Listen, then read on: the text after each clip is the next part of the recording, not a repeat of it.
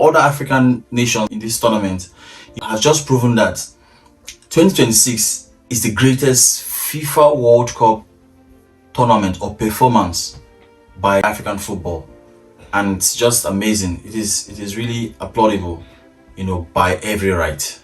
I would rank Senegal as my number 5. Senegal had a very good outing. In some way, I felt like they were going to go far in the tournaments. They were going to go further, maybe semi-final, quarter-final. But I'm just surprised why they didn't live up to expectation, just like the way they did just concluded AFCON in Morocco. But yeah, I would say Senegal had a very good FIFA World Cup. But the tournament just ended in a heartbreaking fashion. I would say, because they were supposed to get over the line after coming back against Iraq. Yeah, their tournament started against France. Seeing what Cote d'Ivoire had done already, coming prior to the tournament in a friendly game, beating France, I just had hopes that, okay, if Cote d'Ivoire could do it, Senegal could do it. But unfortunately, Senegal couldn't, and they were beaten by France 3-1. Ismail Assar had a very good tournament. In other tournaments previously, Senegal would have been out, but then in this tournament, because of the 48-team structure, they were still in, so they had to put their all in, and then they walloped Iraq, in the last game, and then got their goal tally high for them to be among the third place finishes in the group. So yeah, they were among them, so they qualified to the knockout stage, which was something that they were supposed to do in my own books. They were supposed to qualify with every right, and because the players they've also got in their team. So, but then it was just very annoying to see how they lost, because they lost to Belgium after going ahead 2-0, 5 minutes to go, and then everything just crumbled within our eyes. And I ranked them at number 5, and I also give them a rating of 8.5 over 10. One of the positives I'll take from Senegal is they didn't hide their style. They played attacking football all through the tournament. And I think that's what exposed them at the back a lot. They played Niakite and Koulibaly. Mind you, the flop of the tournament for Senegal is Koulibaly. He had a lot of errors against Norway. That was where he showed, really well. He showed really well that he wasn't up to that level. Maybe form, I don't know. But yeah, he had a very bad tournament. It's Koulibaly himself, the captain. And they had to introduce, I think, Sarr. They had to introduce Sarr, and pairing with Niakite at the back. And they had I think they have like for like defenders or players are all around the pitch, and it was just one of the downsides to Senegal. Good side is that they played attractive football, but then mistakes here and there, lack of focus, couldn't get to the finish line was one of the things that I would say the negatives for Senegal is. And the outstanding player for Senegal, Ismail Assar, the Crystal Palace guy, he was just everywhere. He scored, I think, 4 goals in the tournament, which, if they had gone far, he might have contested for the golden boot of the tournament, which would make it really surprising to see an African player, getting that award. At number 4, I would pick Cote d'Ivoire, pitted in Group E against Germany, Curacao, and Ecuador, which is a very tricky group. Most people would say Germany and Ecuador would qualify, right? I'd say the same thing, but Cote d'Ivoire just outdid themselves. They really did well. It was an impressive performance, similar to Senegal.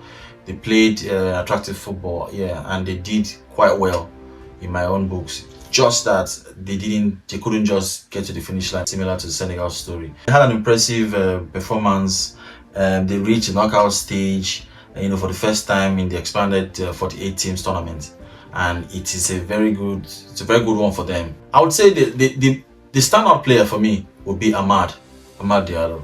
Always come from the bench. I don't know why the coach kept leaving him on the bench. I really don't know why. He always came on and just he does business. He goes to business, scores. Even in the games prior to the World Cup against France, I think, if I'm right, he scored. He was just being, good. So he was a stand-up performer for me. One player I also picked out, I think he's going to have a trial with one of the Italian clubs, I think so, based on his World Cup form, is Olai. I think Olai, that's his name. The very smallish player. Always calling for the ball, always needed the ball, running everywhere. He had energy, One thing about the Cote d'Ivoire national team is also that they were very attacking throughout the tournament. Had nice players on the wings, with Pepe, who missed out from with the AFCON team, but then came into the World Cup team and then performed brilliantly. And then there's a guy Diomande. You know, you might say some they have because they have good players everywhere on the pitch. You might also pick Diomande as one of the standout players. Because of his take-ons, always dribbling, always beating his man. When I was watching the match, I called one of my friends. I said, "Have you noticed that this guy's take-on? He never passes the ball backward. Always, if he doesn't beat you, he's giving a pass inside the 18 or just he never goes back." Which is a very good thing because nowadays in football we don't really see wingers especially that does that. Yeah, I rate Cote d'Ivoire 8.5 rating and at number 4 position. And at number 3 would be Cabo Verde. As you all know, Vosinha and his troops, Cabo Verde. Wow, Cabo Verde had, the best underdog story in the FIFA World Cup. I mean, maybe in the whole FIFA World Cup ever, but then in this one, they had the most underdog story in the FIFA World Cup because of the performances, population of the country, where the country was. Many people didn't know where Cabo Verde was. They didn't even know there was a country that existed in Africa. Cape Verde just came into this tournament and just made a statement. They made a statement, to be fair. 2026 World Cup had some other smaller teams like Curacao and the likes. But then why was it Cape Verde? So that's why we're giving them their props, and I put them at number 3. In my opinion. I think many of the people, football watchers, around the world also would, attest to the fact that this is their first ever World Cup experience, and the first World Cup appearance, reaching the knockout stage for the first time. I mean, it reminds me of what Nigeria did in 1994, coming to the world stage at the time after, at the back of winning the AFCON, and they performed really well, This one was just a similar story like that. But then, in this case, in Nigeria's case at the time, Argentina were the finalists, were beaten by West Germany at the time. But in this case, Argentina was the defending champion of the World Cup. Coming to meeting Argentina at that stage, in knockout stage, was an epic match. But then starting off with Spain, we've always forgotten that they also met Argentina later on, but they met Spain earlier on. Meeting Spain in the first game and drawing 0-0 with Spain. The Spain that we saw in the final that beat Argentina and played them blue-black. It was just impressive. Vosinha, Lopez, the half Irish guy who came to play for his fatherland. It was just impressive to see. It was amazing to see. It was really nice way of playing football. Yes, you might say Spanish players, the Spanish team, played them, and they went backward and defended a lot. But then they defended with a lot of courage, with a lot of heart. Vosinha was imperial. He was, one of the focal points, one of the guys who was very outstanding in that game. I think he won the man of the match in that game also. And they went on to play Uruguay and Saudi Arabia, and they had the right to qualify, and they met Argentina in the knockout stage in round of 32.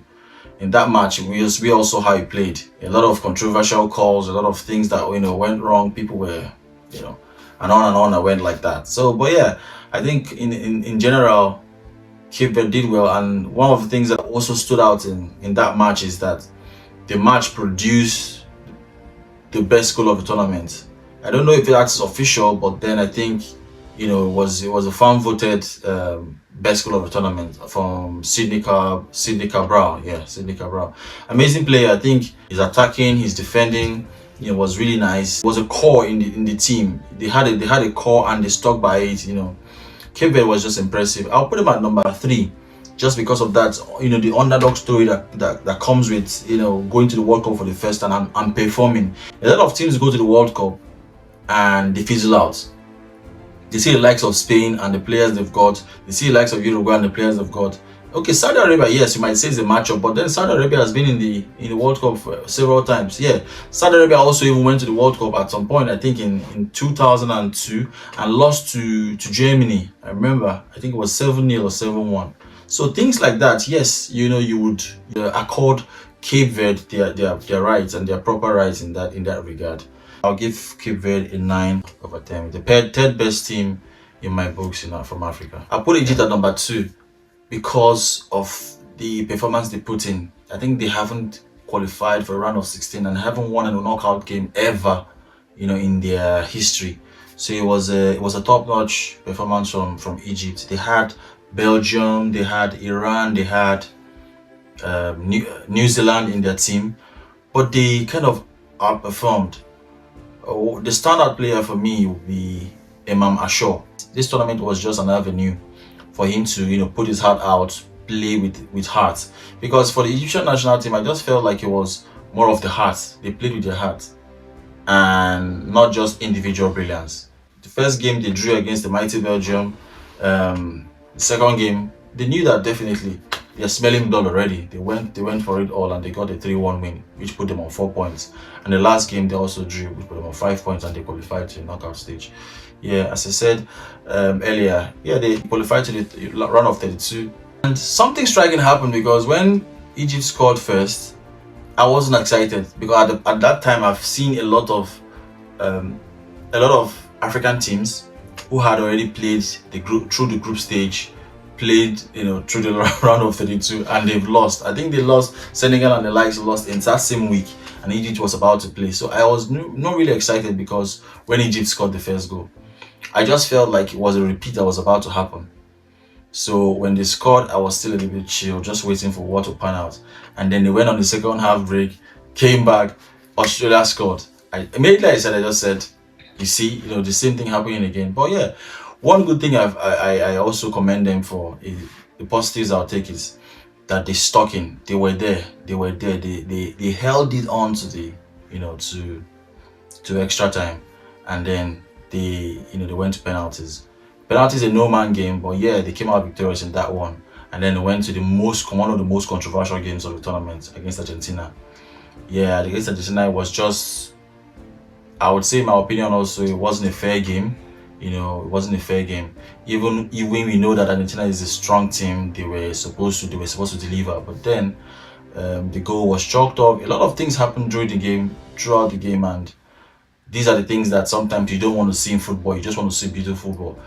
Egypt's goal that was cancelled was supposed to be one of the best goals, if not the best goal, maybe. For Egypt, yes, this is one of the performances for the ages for them. They haven't won a knockout game, as I said earlier, and they did it. They did it in the end. After coming from a good qualifying series, they also showed themselves well in this one. So yeah, I would also give Egypt a 9.5/10. Yeah. Of course, at number 1 is Morocco. Everyone knows that already by now. Morocco had the best performance by any African team in just concluded FIFA World Cup. Morocco has just been like that for a long time. They just built on the last performance they had in 2022, which was the best performance by any African team ever. Getting to the semi-final of the World Cup, but just losing narrowly to France on the 2-0. I mean, it was the same thing in this tournament, but they did well. They outdid every African team that came to this tournament. I mean, it's obvious to see that Morocco are just miles ahead of all the African teams right now, both from infrastructure to planning to their projects. It's just been very visible to see. If I would pick one of their standout players, they've got a lot of standout players, big clubs, big players, likes of Hakimi playing for PSG, winning back-to-back Champions League. Is it Brahim Diaz playing for AC Milan, and also now he's in Real Madrid. Saibari, PSV, and now has just gone to Bayern Munich. Unahi. There are just lots of players I would call. They might not be names that you might know, but they are integral players for their club sides. That's the thing. All the players that I've called now, they are playing for their club sides, playing as starters, playing as they are big players. So they will always find themselves naturally at the business end of every tournament they find themselves. The positives I will take from Morocco is that they had this very free-flowing style of football. They dominated Brazil from the beginning of the tournament. That was the first match of the tournament. First thing is, the positive is they dominated Brazil. Brazil just had a lucky day, and then they drew 1-1. They also played Haiti. Yes, it was a little bit of a funny game, but then they still came out tops against Scotland. They also did well against Scotland. So it was just amazing to see that Morocco, African football, I'll use that word, African football, have really developed from where it used to be to where it is now. Also, my findings I always do with my, the sources and the researches that I would always do. I found out that Morocco, after the 2004, because I watched the 2004 Nations Cup that was played against Tunisia, and Jaziri, I think it was Jaziri or Dos Santos, one of those strikers for Tunisia, scored that goal in the final, and then beat Morocco, which had a good squad at the time. Neibet and the troops, all these guys, even the former coach that took them to AFCON, Regagu, was among that fold at the time. After that time, they started to build this project, and then from the Mohammed sixth project, yeah, they bring in players who are also Moroccans that are born outside. They come in there, they train them, they harness their skills. So these things, what it helps to do is that it helps the players refine their skills and also build passion to play for the national team. So these are the things. Sometimes when you do these things, it might not work that time, but then it transcends time. It just walks through time, and then you start to see the dividends later on in tournaments like this. You go to the business end of the tournament, you win cups, you go to the finals. It builds morale, builds confidence in your players. Also, it makes them more exposed. They are also exposed to foreign clubs to get them the English Premier League, top 5 leagues of this world. Yeah. So yeah, the positives I would take from Morocco is that they demonstrated tactical discipline. This is something that I also noticed. They are very tactical. They have their shape. They have the way they move. Be it any opponents, they always play the same. So amazingly, yeah, Morocco is just different. But I would give, for the standard players, they've got a lot of standard players, but I would give Saibari as the main standard player for this World Cup tournament, and I would give them a rating of 10/10 and the first position. So in the world has seen everything has happened. FIFA, CAF, they've all witnessed what has happened. Africa is not just competing anymore to make the numbers. They are challenging for football's biggest prize at the moment. And as you have seen it has panned out, the way it has panned out. So, I mean, if you enjoyed this video, you hit the like button, subscribe. Let me know in the comments, which African team impressed you the most in 2026 FIFA World Cup. Thanks for watching, and I'll see you in the next one.